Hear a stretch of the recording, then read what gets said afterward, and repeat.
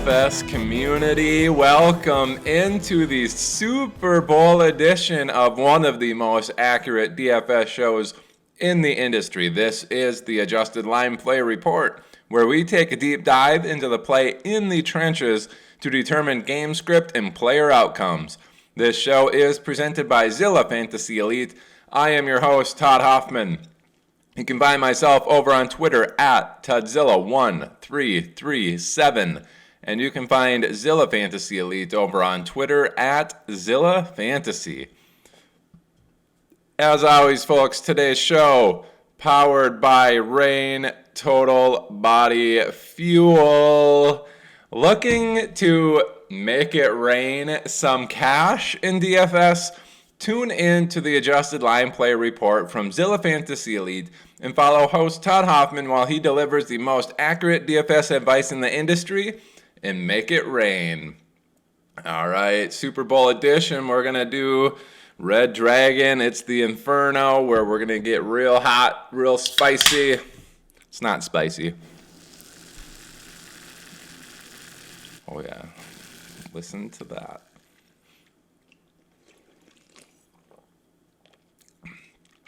One of my favorite flavors here definitely is the Red Dragon. All right, folks. As always, that is in jest. I'm not sponsored by Rain, but, someday perhaps I wouldn't mind getting a little bit of sponsorship from them. Maybe some free drinks. That would be great. If you know somebody, hit me up to get me in contact with them. Anyway, folks, we're going to get into the Super Bowl edition here. Kansas City, Philadelphia in the Super Bowl. If you tuned into the championship round weekend, you knew that Kansas City and Philadelphia would be the ones that we will be talking about this week. We did say, based off of the Adjusted Line Play Report, it looked like Kansas City and it looked like Philadelphia were going to be the biggest beneficiaries, the ones that will win those games. Let's get into what the Super Bowl will tell us so you can place your prop bets, put in your DFS lineups, and win some additional cash in the Super Bowl. Getting into the Vegas game total, this is as of February 5th, actually. 50.5 Vegas game total. Philadelphia 1.5 point Vegas favorites at 26 team implied total, where Kansas City's at 24.5 team implied total. Again, Philadelphia favored by 1.5 and 50.5 Vegas game total. Getting into the Kansas City side, we have Kansas City number 5 in the offensive pass protection category, Philadelphia number 1 overall in the defensive pass rush. This is suggesting that Philadelphia will be able to get after Patrick Mahomes there in the pass game. DVOA, however, Kansas City number 9, Philadelphia number 21. I don't expect that to be necessarily the case. I think it's the pass rush category, and Philadelphia has been very dominant in that this year. I don't think that changes necessarily in this particular matchup. We've seen, Kansas City a few years ago against Tampa Bay, when Tampa Bay was just destroying their offensive line, and how much Patrick Mahomes struggled. He tried to play superhero ball to the best of his, abilities, and to his credit, he pretty much was the only one that was doing anything in that particular game, putting the team on his shoulders. But we did see them struggle. I don't think it's going to be necessarily as bad as it was in that Tampa game. I think they learned some things from that Tampa game about how to perhaps attack a particular team or their offense in general if they're not going to have a ton of time. For me, I believe Philadelphia will be able to get after the quarterback. I think, he's going to be under some pressure, which is going to lead to a few more targets to the tight ends and running backs. I wouldn't be surprised to see Noah Gray get involved here, but Kelsey, biggest beneficiary of this. Wouldn't be surprised to see him, soak up 10, 12 targets in this particular matchup. Juju, if he's healthy, underneath. Kadarius Toney, if he's healthy underneath. Those types of guys will have a little bit bigger impact than we did see last week, where Kansas City should have had a lot of time to throw the ball against Cincinnati, and we saw MVS with a huge week. Not a huge surprise there, given what the offensive and defensive line play was. That's not going to be the case this week. It's going to be more of the Kelsey dump-offs to Jerick McKinnon and Isaiah Pacheco, as well as some Noah Gray. We get the closer end wide receivers in there, as I said earlier, with Juju and Kadarius Toney if he's healthy. And I think that's going to be kind of more how they operate in this particular game. It's going to be kind of short, quick, underneath, nothing super deep downfield, and I think that's how Kansas City is going to move the ball via the air. Now, getting into the run blocking side, we have Kansas City number 3, Philadelphia number 22. This is suggesting that Kansas City should be able to run all over Philadelphia. However, as I said last time, this is like a season-long stat, and it's not necessarily indicative of how Philadelphia's defense is playing in general. And we can see the DVOA, Kansas City number 1, Philadelphia number 3. We've seen Philadelphia be able to stop the run for a lot of teams there with Jordan Davis, the rookie, in.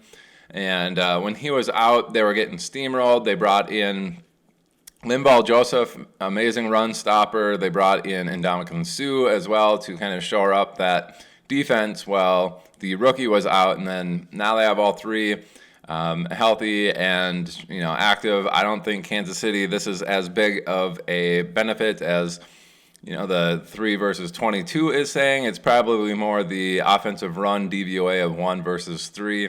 Usually in those particular scenarios where it's very close, if you got a stud there in the running back room, they can overcome. It's going to be kind of a stalemate on the offensive line. It's strength against strength, and really we should see our fair share of pretty decent blocking from Kansas City to average blocking, and then we should see a few plays where Philadelphia can kind of overcome the blocking there and disrupt it. Overall, just kind of a neutral game there. And if you have a stud running back, they can kind of overcome that. I don't necessarily think Kansas City has stud running backs right now. It does look to be like it's going to be mostly the Pacheco, running the ball, and then McKinnon getting a lot of targets. We did see last week where McKinnon actually got out-targeted by Isaiah Pacheco, which is kind of a new development there. And if Kansas City is going to be dumping the ball off, Pacheco did see quite a few targets. I don't know if that was just a one-game small sample size. I would assume it would be more Jerick McKinnon if that's going to be the case, where they're under pressure. They're trying to get the ball out to McKinnon. That could be the case. Just keep that in mind for the pass game. But really, Pacheco and Kelsey and McKinnon are going to be the ones that I would be most interested in for DFS. If I'm going to be placing prop bets on people like MVS. I don't know what his particular line is at right now. Let's go look at it. All right, well, I just looked, and MVS is not listed on the player prop bets. It's only Pacheco, McKinnon, Kelsey, and Noah Gray. So it looks like Vegas has a similar thought process to myself. It's going to be the tight ends and running backs getting involved in the pass game or in the receiving game there. So keep that in mind. I did see McKinnon's and Pacheco's lines there, about 15 yards receiving for Pacheco, 22 for McKinnon. I do like both of those to actually go over in this particular game. Again, taking into consideration that more heavily leaning towards the McKinnon line there, where Pacheco hasn't necessarily gotten a ton of work in the pass game, but he is explosive. And we did see last game where he did go off and get more targets than McKinnon in that particular matchup. So keep that in mind. I think that's going to be how Kansas City, operates in this particular matchup. They may be successful running the ball. I think they're going to try, but I think it's just going to be, a standard game. Maybe Pacheco getting 4.5 yards a carry, McKinnon getting somewhere 3.8 to 4.5 yards a carry, and then the pass game needing to get it out a little bit quicker. The 24-point line there for Kansas City I see as being pretty good. Again, fading MVS, fading Watson there as, the deeper threats, and then getting some more of those underneath targets like Juju, Kelsey, Noah Gray, and Kadarius Toney. I think that's going to be kind of how Kansas City operates. Getting into the Philadelphia side, we see their offensive pass protection at number 21, Kansas City number 3 overall at getting after the quarterback, suggesting that Kansas City should be able to get after Jalen Hurts in this particular matchup, which is a good thing for them because I don't think their offense is going to be moving the ball particularly, amazingly in this particular game. They'll be fine, but it's not going to be, prolific. This is suggesting that Kansas City should be able to get after Jalen Hurts and, pressure him and maybe get him into some turnover situations as well. So that's the number 3 versus number 21. Getting into the pass DVOA, though, Philadelphia number 1 in the league. Kansas City middle of the road there at number 15. Kind of suggestive that, hey, Philadelphia might be under a little bit of pressure, but if they do get some pass plays out, they could be a little bit more explosive, which would favor somebody, in the A.J. Brown, Devonta Smith range. As far as being under duress and trying to get the ball out quick, Dallas Goedert might be the biggest beneficiary of that. We could also see a few more dump-offs to we don't really see Miles Sanders get involved in the pass game. It would be more so Kenny Gainwell. So Goddard and Gainwell kind of in the pass game there if they're going to be under pressure and getting to be a little bit more explosive on those pass plays too. Those guys are very explosive, and A.J. Brown as well. I'd expect them to have the better of the matchups this particular game. Devonta Smith we've seen pretty good, but if they're going to be under duress, I don't see him having necessarily a ceiling game in this particular Super Bowl matchup. Getting into the run stopping, Kansas City number 21, Philadelphia number 6 in the offensive run blocking, and then getting into the DVOA, Philadelphia number 4, Kansas City 14. This is suggesting that Philadelphia should be able to run the ball very well on Kansas City. This is more of a Miles Sanders, and if you want to think of it, Jalen Hurts type rushing week. Kansas City has been kind of gashed there throughout the season and, terribly in some games. But I think that's Philadelphia's biggest strong suit there is the run game.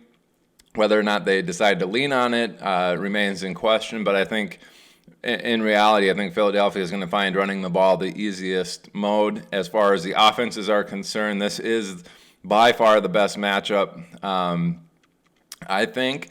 Considering the Kansas City run is number 3 versus number 22, that's a little misleading, as I had said before. It's more so that run DVOA, which is pretty close.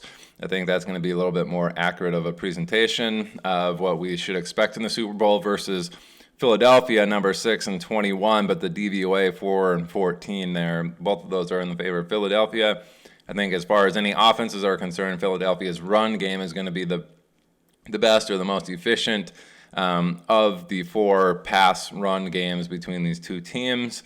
And really, I would expect Miles Sanders maybe to get a little bit extended workload here. 15 to 17 carries in this particular matchup wouldn't surprise me, so keep that in mind. Gainwell getting involved there on the ground as well, being pretty explosive. And if they're under duress a little bit, we could see a few more dump-offs to Kenny Gainwell as well. So really, I think if Philadelphia is going to be moving the ball, they're going to be trying to get the ball out a little bit quicker, and they may be a little bit explosive on the offensive pass game side. Really think that favors Goddard and Gainwell in the pass game as far as what the numbers that we're seeing here, and maybe A.J. Brown in the middle, trying to get open and do some work with the ball in his hands, a little bit closer to the line of scrimmage. And then the run blocking, I think we'll see Sanders and Gainwell have a decent amount of success there, kind of suggesting that Philadelphia maybe can move the ball a little bit more efficiently or effectively than Kansas City can in this particular matchup. However, this is one game. It kind of depends on what players show up on that particular week. If we see Kansas City's run blocking absolutely manhandle Philadelphia's front line, Kansas City could come out and move the ball very effectively on the ground, and then they got the 1 versus 5 matchup in the air, which is a little bit closer than Kansas City's number 3 pass rush defense versus Philadelphia's 21st ranked offensive pass protection. And at that stage, maybe we see Philadelphia struggle a little bit to convert on several third downs on a drive. Maybe they stall out a little bit more and kick some more field goals. While they're being effective on the ground, they're not necessarily being super effective through the air. But Vegas has this as a 1.5 point game, which was very close. Neutral situation, or neutral site location, I should say. Not neutral situation, but neutral site location here. They do have Philadelphia only as 1.5 point favorites, which isn't a huge total here. Based off of what I'm seeing on the adjusted line play report, I think that's a pretty accurate line. I think this game does stay pretty close. I wouldn't be surprised to see this hit the under, maybe more of like a 24-17 Philadelphia, or 23-20, somewhere in that range.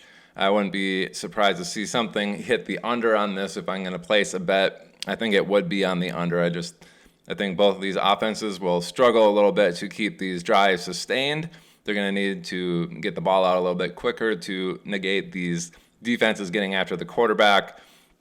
And they'll be running the ball a little bit more effectively. And if that's the case and they're running the ball a little bit extra than they would normally, they're not going to run quite as many plays in this particular matchup, which is why I would bet the under on the 50.5 total here. Getting into the pace of play, Philadelphia is pretty quick. Number 9 overall pace of play on the offense. Number 1 in offensive neutral situations. So that's pretty much where, taking into account what the score is and then what time of the game, first quarter, second quarter, third quarter, fourth quarter, and in the situations where it's not a blowout and it's not last 2 minutes of a particular half or anything, Philadelphia is actually the number 1 fastest team in the league. Again, top 10 there when they're leading, number 1 when the game is within 6 points, and then when they're trailing, they're one of the slower ones, which is 27th there. Kansas City, 14th in the overall pace of play. Number 3 in offensive neutral situation, as I explained before, with Philadelphia number 1 there. Number 6 when they're leading. Number 8 when it's within 6 points. And then both of them kind of tied there at number 27 when they're trailing by 7 points or more. They're not one of the faster teams in the league. I don't expect that to be the case in this particular matchup. I don't know if any of these teams is really going to get out to a 8+ point lead. This is saying 7+ points. I don't necessarily know if that's going to be the case for too long in these particular games. It could be a 7-0 or 14-7 for a particular amount of time, but I'd expect this one to stay, within 7 points and kind of have that little bit quicker pace that we're used to from these two teams. But again, I think they're going to be a little bit better running the ball, so the clock should run a little bit quicker in this particular game, and I do see it hitting the under on the 50.5. If I had to guess a winner on this particular game, I think, based off of strictly numbers here, I would say Kansas City is looking a little bit better. They should be able to get after Philadelphia. In the pass game, it looks like on paper their run blocking should be a benefit there, and then they're fairly close in the offensive pass protection categories. So it's suggesting that Kansas City may win a close matchup here. However, if we take into consideration that Philadelphia's run defense is probably a lot better than that number 22 suggests, and it's closer to that 1-3 matchup in the defensive run DVOA, I would say we probably swing a little bit closer to Philadelphia dominating in the run game and then being somewhat effective there in the pass game with that 3 versus 21, but the DVOA being 1 versus 15 for Philadelphia being in the favor there. And then we would see Philadelphia kind of take over the game. Again, it's a Super Bowl matchup. Vegas has it at 1.5 points. Based off of what we see on paper, I would say it's a slight lean for Kansas City. Based off of kind of diving into these numbers a little bit deeper with that 3 versus 22, I think Philadelphia has a slight edge in reality. And like I said, the 1.5 point Vegas game total for Philadelphia being favored, I think it's going to be very close. And really, it's going to come down to which of those offensive lines can actually impose their will. I think Philadelphia will be able to run the ball, but it's more so if Kansas City can run the ball based off of what this is saying and whether or not Philadelphia can protect Jalen Hurts in that pass game. What do I think will happen? I think Kansas City will be able to get after them. I think Kansas City will also struggle in the run game a little bit. Well, not necessarily struggle, but it'll be just a kind of a ho-hum kind of deal for them, and that's not really their strong suit. They like to pass the game. They like to pass the ball a little bit more in their games anyway. With that being said, I don't know. I think you can flip a coin as far as who you think is going to win. I do think the Vegas game total will hit the under, just because I think the run games are going to be the best way to move the ball for these teams. And I think if I'm going to pick somebody, it's going to be Philadelphia, and I'm not even sure if they can cover this 1.5 point line. It might be a 20-21 game there and super close. Regardless, I think I'm going to pick Philadelphia to take it based off of reality, based off of what we're seeing on paper here. It could be Kansas City, taking like a 2 or 3 point victory from Philadelphia. And we'll see. Once this game gets going, if we see Kansas City running the ball in Philadelphia pretty effectively that first quarter and a half, I would say Kansas City is probably going to take the cake on this. If we see Kansas City kind of struggling there in the run blocking and just not getting anywhere on the ground, I think we're going to see Philadelphia win the game. So take that into consideration. We got a lot of live bets now. So if you see Kansas City get up maybe, 7 rip, 10 rip, and they're struggling to move the ball via the run game, maybe place those prop bets for Philadelphia to actually win, those live bets for Philadelphia to win the Super Bowl, even though they're down 10. I think you could get some pretty decent plus money on them taking home the trophy at that particular point. But yeah, Kansas City can certainly give Philadelphia fits getting after the quarterback. I don't see them stopping the run very well. Philadelphia is, a beast in their own right at getting after the quarterback. Kansas City, they're going to have to do some game planning to manage that and get the ball out a little bit quicker.